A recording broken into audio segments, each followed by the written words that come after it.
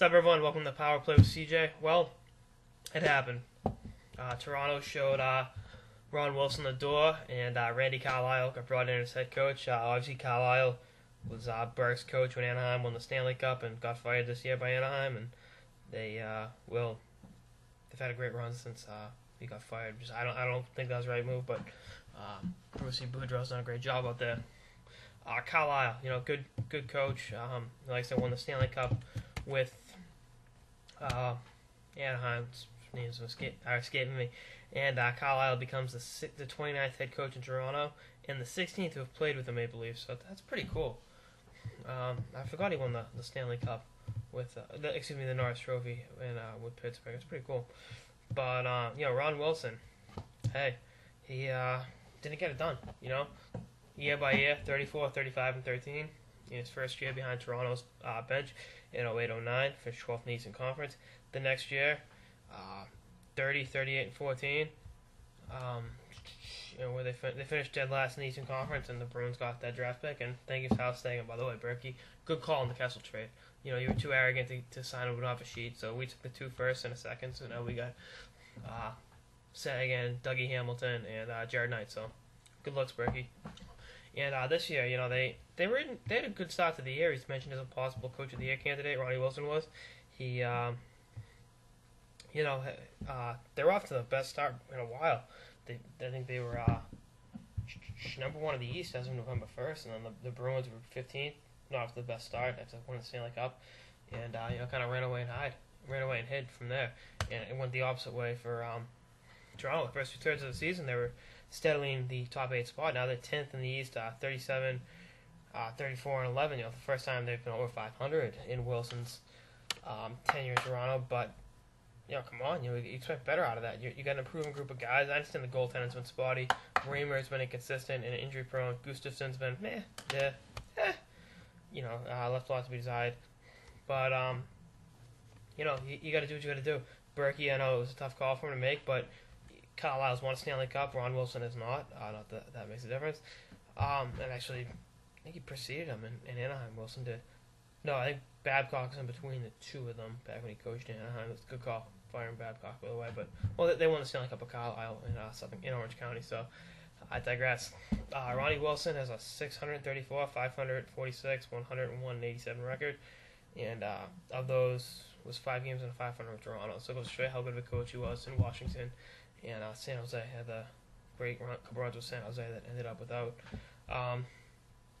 winning the cup both a couple of years. But Toronto's made the playoffs in so far. It's the longest postseason run in franchise history, and the second longest active non-playoff streak in the league behind Florida. And Florida beat them on Tuesday night pretty bad. That was a very abysmal record. Abysmal game, excuse me. And the night before, and a couple nights before, they lost to Chicago 5-4 after being up 3-1. I don't know if Burke's built the right team. He likes a team that plays with a lot of intensity and passion. Kessel's not that guy. Remember when he was leading the league in scoring for those 2 weeks? He's better than Stamkos and this and that. Well, Stamkos is on his way to a 55, maybe 60 goal season, and Phil the Thrill. He's very skilled, but 40 goals and be awful plus minus wise. I'm not going to blame Kessel for Toronto's problems. I think most of it comes down to the goaltender. They've been injury prone this year, and him and Lubel and a little bit Dan MacArthur have been the really consistent scorers all year. And Phaneuf, hey, hate to break it to these fans, he's not a number 1 NHL defenseman. He's not a franchise cornerstone on the back end. It's not a knock on him as a player.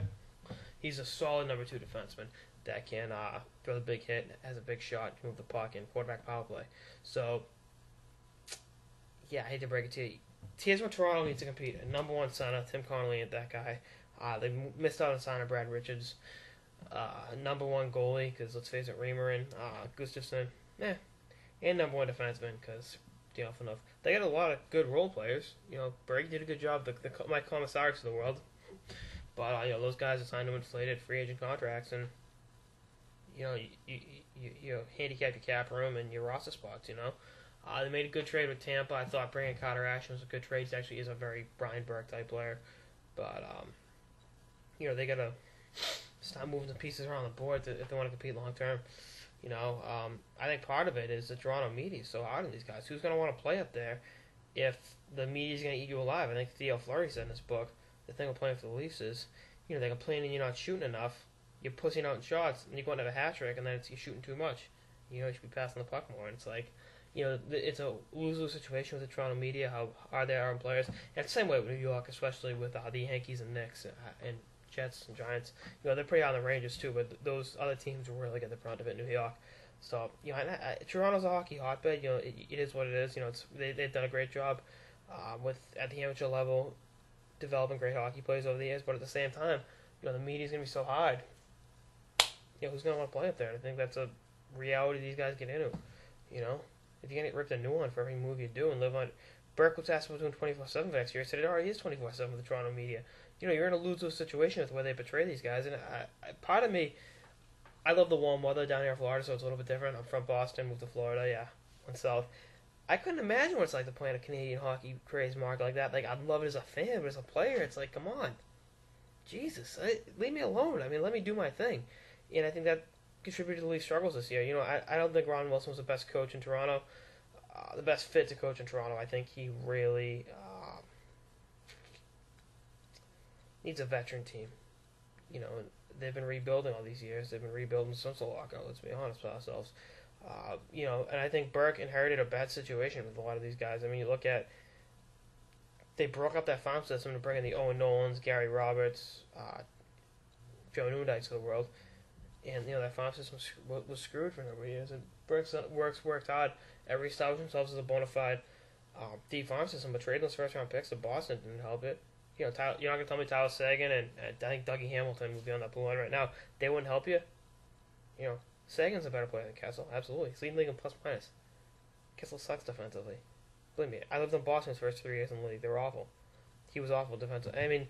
His 1 year so far, they were great, but, well, let's see what Carlyle can do in the 24/7 spotlight of Toronto. Signed to a 3-year deal this year plus 3 more years, so prorated 4-year deal, if you will. But we'll see how it all shakes up. Curious to see what happens down the stretch and as for the Leafs going forward.